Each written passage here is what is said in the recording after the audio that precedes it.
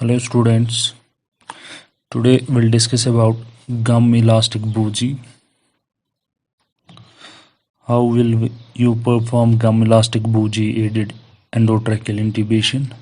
आज हम डिस्कस करेंगे गम इलास्टिक बूजी के बारे में कि गम इलास्टिक बूजी के थ्रू हम इंट्यूबेशन कैसे करते हैं, इसके ज़रिए इंट्यूबेट पेशेंट को हम कैसे करते हैं और गम इलास्टिक बूजी के जो टाइप्स होते हैं वो हम डिस्कस करेंगे। तो सबसे पहले अगर हम गम इलास्टिक बूजी एडेड इंट्यूबेशन की बात करेंगे, ये एक स्टैंडर्ड टेक्निक होती है जिसमें हम गम इलास्टिक बूजी यूज़ करते हैं इंट्यूबेशन पर्पस के लिए डिफ़िकल्ट एयरवे सिनेरियो में। जब पेशेंट को डिफ़िकल्ट एयरवे होगी तो उसमें हम कभी कभार गम इलास्टिक बूजी भी यूज़ करते हैं पेशेंट को इंट्यूबेट करने के लिए। सबसे पहले अगर हम बात करेंगे डिफ़िकल्ट एयरवे क्या होती है, अमेरिकन सोसाइटी ऑफ एनेस्थीजियोलॉजिस्ट्स उन्होंने डिफ़िकल्टी एयरवे को डिफाइन ऐसे किया है, the clinical situation in which a conventionally trained anaesthesiologist experiences difficulty with mask ventilation, difficulty with tracheal intubation or both. According to American Society of Anesthesiologists, difficulty airway का मतलब एक ऐसी clinical situation है जिसमें एक ट्रेन्ड एनेस्थीजियोलॉजिस्ट डिफ़िकल्टी फेस कर रहा है मास्क वेंटिलेशन से, मतलब वो पेशेंट को मास्क के ज़रिए वेंटिलेट नहीं कर पा रहा है या उसको डिफ़िकल्टी हो रही है पेशेंट को इंट्यूबेट करने में, ट्रैकिया में ट्यूब पास करने में उसको डिफ़िकल्टी हो रही है, या दोनों। वो मास्क वेंटिलेशन जब पेशेंट को कर रहा है तो उससे उसको डिफ़िकल्टी हो रही है, पेशेंट को वेंटिलेट नहीं कर पा रहा है और साथ साथ पेशेंट को इंट्यूबेट भी नहीं कर पा रहा। जब ऐसी कोई सिचुएशन होगी किसी पेशेंट में तो उस सिचुएशन को हम कहते हैं इस पेशेंट को डिफ़िकल्ट एयरवे है। तो ऐसी सिचुएशन में हम डिफरेंट टेक्निक्स, डिफरेंट इक्विपमेंट्स बाद में यूज़ करते हैं पेशेंट को वेंटिलेट करने के लिए, पेशेंट को इंट्यूबेट करने के लिए। इसी तरह हम एक इक्विपमेंट, एक इंस्ट्रूमेंट यूज़ करते हैं जिसको हम कहते हैं गम इलास्टिक बूजी इस सिनेरियो में, डिफ़िकल्ट एयरवे में। तो गम इलास्टिक बूजी जो होती है इसके ज़रिए हम क्या करते हैं, पेशेंट को हम इंट्यूबेट करते हैं। ये हम ब्लाइंडली भी यूज़ कर सकते हैं। ब्लाइंडली हम क्या करते हैं, या डायरेक्ट लेरिंजास्कोप या इनडायरेक्ट लेरिंजास्कोप हम यूज़ करते हैं, या थ्रू लेरिंजल मास्क एयरवे के थ्रू गम इलास्टिक बूजी हम इंसर्ट करते हैं, फिर उसके थ्रू हम एंडोट्रेकियल ट्यूब इंसर्ट करते हैं। अगर हम गम इलास्टिक बूजी की बात करेंगे तो करंटली इसमें दो टाइप्स अवेलेबल होते हैं। गम इलास्टिक बूजी के करंटली दो टाइप्स अवेलेबल होते हैं, एक होता है स्ट्रेट, दूसरा होता है एंगल्ड, जिसका डिस्टल एंड एंगल्ड होता है। एक गम इलास्टिक बूजी स्ट्रेट होती है और दूसरे का जो एंड होता है वो एंगल्ड होता है, डिस्टल एंड जो होता है वो एंगल्ड होता है। तो स्ट्रेट गम इलास्टिक बूजी की अगर हम बात करेंगे, स्ट्रेट गम इलास्टिक बूजी बेसिकली एक ट्यूब चेंजर होता है, वो एक ट्यूब चेंजर होता है जिसके ज़रिए हम ट्यूब को चेंज करते हैं। फॉर एग्जांपल किसी पेशेंट को हमने इंट्यूबेट किया है, इंट्यूबेट करने के बाद अब इस पेशेंट को बहुत टाइम हो गया, अब ट्यूब एक्सचेंज करना है, ठीक है, तो उस टाइम हम यही स्ट्रेट गम इलास्टिक बूजी यूज़ करते हैं जो कि बेसिकली एक ट्यूब चेंजर होता है।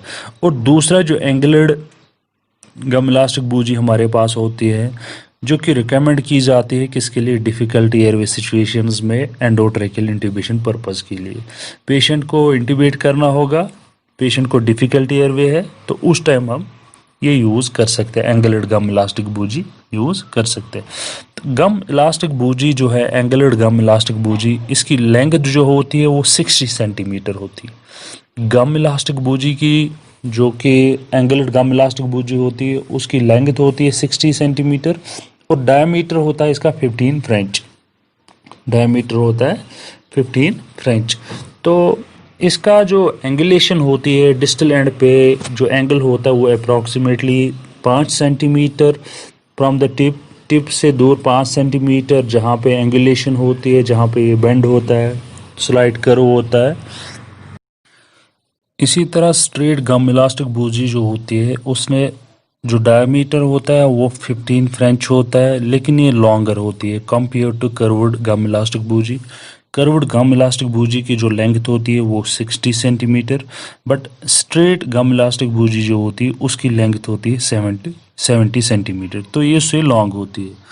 तो ये जो स्ट्रेट गम इलास्टिक बूजी होती है ये डिफ़िकल्ट एयरवे सिनेरियो में, डिफ़िकल्ट एयरवे मैन्यूवर्स में हम यूज़ नहीं करते, रिकमेंड नहीं होती है। ये खाली किसके लिए यूज़ होती है? ट्यूब एक्सचेंजर पर्पज़ के लिए। इसका फंक्शन होता है tube, as a tube exchanger. जब भी ट्यूब एक्सचेंज करना होगा तो उस टाइम हम स्ट्रेट गम इलास्टिक बूजी यूज़ करते हैं। डिफ़िकल्ट एयरवे सिचुएशंस में हम एंगल्ड या कर्व्ड, जिसको हम कहते हैं गम इलास्टिक बूजी, वो यूज़ करते हैं, जिसकी लेंथ होती है 60 सेंटीमीटर, डायमीटर होता है 15 फ्रेंच, और इसका डिस्टल एंड जो होता है वो कर्व्ड होता है, स्लाइटली एंगल्ड होता है।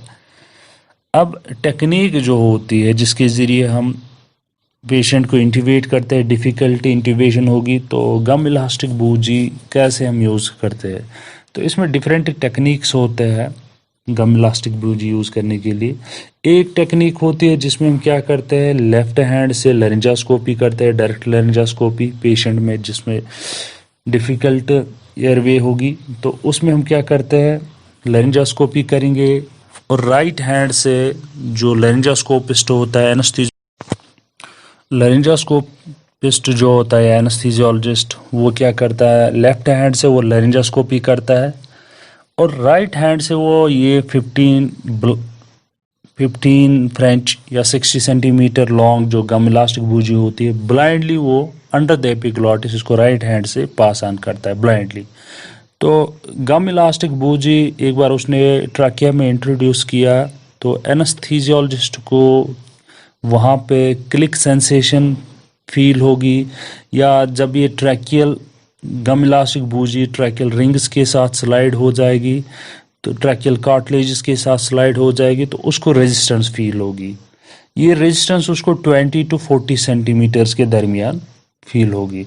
दैट मीन्स, या उसका मतलब है अगर उसको रेजिस्टेंस फील हो रही है, गम इलास्टिक बूजी का टिप जो है ये ट्रैकियल कार्टिलेज के साथ है, या तो ये कैराइना को हिट कर रहा है। उसके बाद एंडोट्रैकियल ट्यूब जो होता है वो बूजी के ऊपर इंसर्ट किया जाता है इनटू द ट्रैकिया। तो उसको बाद में जब ट्रैकिया में आप एंडोट्रैकियल ट्यूब पास ऑन करोगे तो उसके बाद उसको फिक्स किया जाता है, फिर उसकी करेक्ट पोजीशन जो होती है वो कंफर्म की जाती है कैप्नोग्राफी से या चेस्ट अस्कल्टेशन से। तो ये एक टेक्निक होती है। दूसरी टेक्निक जिसमें हम इनडायरेक्ट लेरिंजास्कोपी, जिसमें लेरिंजल मिरर यूज़ करते हैं, और लेरिंजल मिरर हम लेफ्ट हैंड से इंसर्ट करते हैं। असिस्टेंट जो होता है वो जॉ थ्रस्ट देता है। ऑपरेटर उसके बाद क्या करता है, हेडलाइट जो होती है वो मिरर पे फोकस करता है ताकि वो लेरिंजल स्ट्रक्चर्स जो होते हैं उनको देखेगा। फिर राइट हैंड से ऑपरेटर गम इलास्टिक बूजी ट्रैकिया में वाया ग्लॉटिस पास करता है। फिर उसके बाद सेम टेक्निक के थ्रू एंडोट्रैकियल ट्यूब जो होता है गम इलास्टिक बूजी के ऊपर रेल रोड किया जाता है और वो ट्रैकिया के थ्रू पास किया जाता है इनटू द ट्रैकिया में पास किया जाता है। फिर उसकी पोजीशन जो होती है वो फिर से हम कंफर्म करते हैं अस्कल्टेशन या कैप्नोग्राफी के थ्रू। अब तीसरी टेक्निक जो होती है जिसमें हम क्या करते हैं, एक एलएमए पहले इंसर्ट करते हैं। एलएमए इंसर्ट करने के बाद हम गम इलास्टिक बूजी जो होती है वो थ्रू एलएमए हम इंसर्ट करते हैं। एक बार ये इंसर्ट होगी एलएमए के थ्रू, हम गम इलास्टिक बूजी पास करते हैं ट्रैकिया में, तो ऑपरेटर को रेजिस्टेंस फील होगी। उसके बाद क्या किया जाता है, एलएमए डिफ्लेट की जाती है और एंडोट्रैकियल ट्यूब जो कि स्टीलेट या बूजी के ऊपर हमने रेल रोड किया है वो हम पास करते हैं थ्रू द एलएमए, या एलएमए हम बाहर निकाल सकते हैं। तो एलएमए को बाहर निकालने के बाद हम क्या करते हैं, एंडोट्रैकियल ट्यूब हम थ्रू बूजी इंसर्ट करते हैं। एक बार हमें कंफर्म हुआ कि ये अंदर है, ट्रैकिया के अंदर है एंडोट्रैकियल ट्यूब, उसके बाद हम क्या करते हैं, बूजी को बाहर निकालते हैं एंडोट्रैकियल ट्यूब को फिक्स करने के बाद। तो गम इलास्टिक बूजी यूजुअली दो टाइप्स जो होता है, एक टाइप होता है स्ट्रेट जो कि हम एज ट्यूब एक्सचेंजर यूज़ करते हैं। दूसरा जो कर्व्ड गम इलास्टिक बूजी होती है वो हम डिफ़िकल्ट एयरवे सिनेरियो में, डिफ़िकल्ट एयरवे सिचुएशंस में यूज़ करते हैं। जहाँ पे हम पेशेंट को इंट्यूबेट नहीं कर पा रहे हैं तो उन पेशेंट्स में हम गम इलास्टिक बूजी यूज़ कर सकते हैं। ताकि हम पेशेंट को इंटीबेट कर सकेंगे। तो उस टेक्निक को हम कहते हैं गम इलास्टिक बूजी एडेड इंटीबेशन, जिसमें हम गम इलास्टिक बूजी यूज़ करते हैं इंटीबेशन पर्पज़ के लिए। इसमें डिफरेंट टेक्निक्स होते हैं, डायरेक्ट लैरिंजोस्कोपी करेंगे या इनडायरेक्ट लैरिंजोस्कोपी करेंगे या थ्रू LMA हम बूजी इंसर्ट कर सकते हैं।